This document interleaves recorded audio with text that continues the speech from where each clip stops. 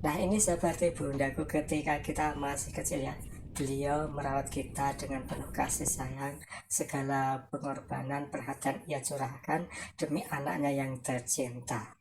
Ya, seperti tanaman padi ini yang membutuhkan sentuhan lembut dari tangan bunda yang rela melupakan kecantikannya dengan skincare dan berbalut dengan lumpur. Semua itu demi tanaman padinya nanti bisa tumbuh dengan subur.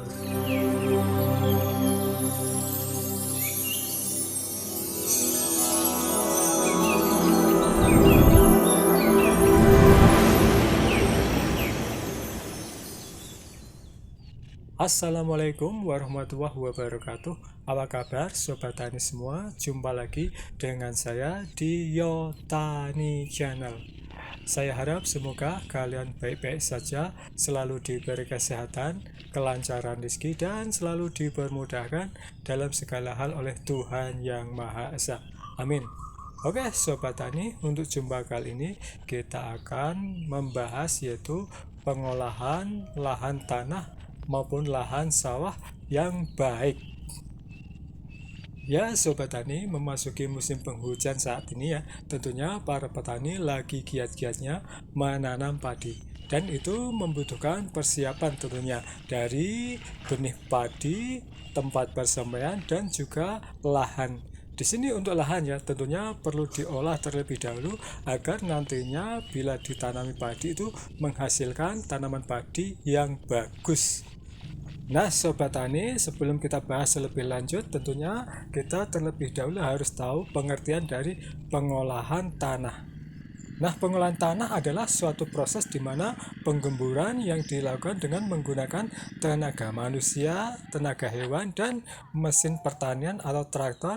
Dengan melalui proses ini, karakter tanah atau kerak tanah teraduk sehingga udara dan cahaya matahari menyentuh tanah lebih dalam dan meningkatkan kesuburan tanah pastinya.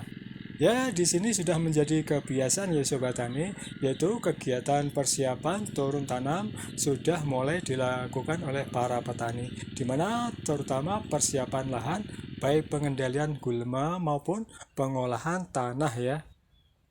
Kemudian tujuan dari pengolahan tanah itu sendiri yaitu untuk mengubah sifat fisik tanah ini agar lapisan yang semula keras menjadi datar dan melumpur. Dengan begitu gulma akan mati dan membusuk menjadi humus serta area tanah menjadi lebih baik, di mana lapisan bawah tanah ini menjadi jenuh udara sehingga dapat menghemat udara.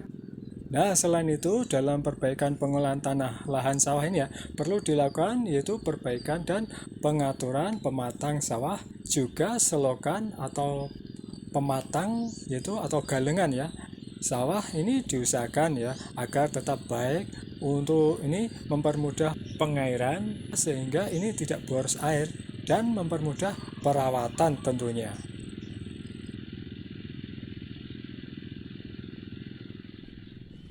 Nah Sobat Tani, selama pembuatan pematang sawah atau galengan ini ya, usahakan dalam pembuatannya itu cukup tinggi ya, karena ini fungsinya itu menahan udara selama pengolahan tanah agar ini tidak mengalir keluar batakan. Sebab dalam penggarapan tanah, air ini tidak boleh mengalir keluar. Kemudian fungsi selanjutnya yaitu berkaitan dengan ini ya, pengaturan kebutuhan udara selama ada tanaman padi. Kemudian jika dirasa sudah selesai pengolahan awal sudah cukup, ini tentunya bisa dilakukan pembajakan.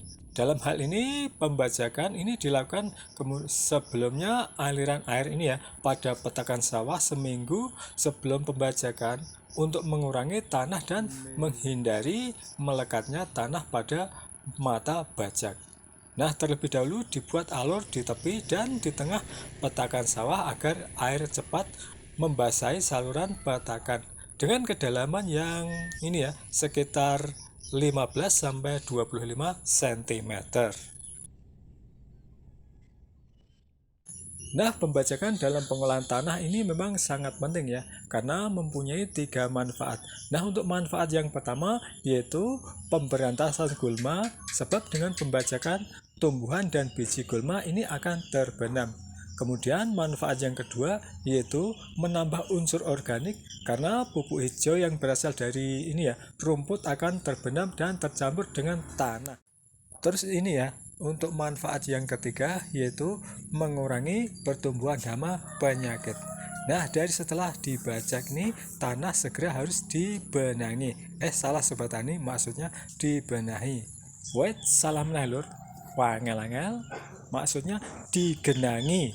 Nah, untuk mempercepat proses pengomposan sisa-sisa tanaman dan hilangnya menghindari nitrogen, juga mengurai bongkahan tanah dari hasil pembajakan dengan melakukan penggenangan selama sekitar 1 minggu. Terus setelah pembajakan tahap awal atau dasar ini selesai dan dibiarkan 1 minggu ya. Kemudian bisa dilakukan penggaruan kemudian. Untuk penggaruan usahakan untuk airnya jangan terlalu banyak ya. Dan air yang sebelumnya sebaiknya itu dibuang. Nah, ini bertujuan untuk melembekkan bongkahan-bongkahan tanah.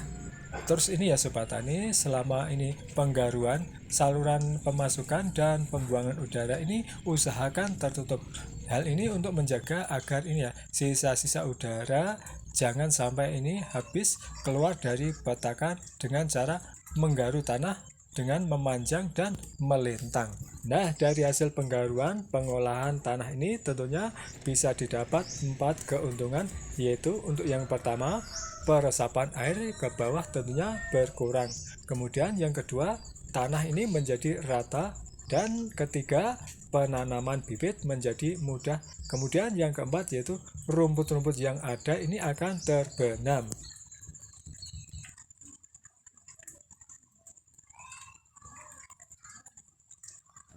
Terus yang terakhir ya Sobat Tani, yaitu proses perataan. Nah, proses perataan biasanya dilakukan yaitu pada penggaruan yang kedua. Nah, biasanya dilakukan setelah digenangi 7-10 hari. Ya, hal ini dilakukan dengan maksud yaitu meratakan tanah sebelum pindah tanam. Kemudian membenamkan pupuk dasar guna menghindari denitrifikasi. Dan melumpurkan tanah dengan sempurna. Nah, setelah kita melihat dari kesemuanya itu, tentunya kita bisa mengelompokkan dalam pengolahan tanah menjadi 3 fase. Yaitu untuk yang pertama yaitu fase penggenangan tanah sawah sampai tanah jenuh udara. Kemudian yang kedua yaitu membajak sebagai awal pemecahan bongkah dan membalik tanah. Kemudian yang ketiga yaitu menggaruk untuk menghancurkan dan melumpurkan tanah. Nah, Sobat Tani, biasanya untuk pengolahan tanah membutuhkan waktu sekitar 3 minggu kurang lebih. Dan hampir sama dengan umur persemaian benih padi yang akan ditanam di lahan sawah. Dan kurang lebihnya seperti itu ya Sobat Tani, pengetahuan yang saya ketahui tentang pengolahan tanah ini. Dan mudah-mudahan ilmu yang sedikit bisa membawa manfaat bagi Sobat Tani semua. Nah, jika dirasa penjelasan saya ini masih kurang, tentunya Sobat Tani bisa melengkapinya dengan cara menulis komentar di kolom komentar di bawah ini.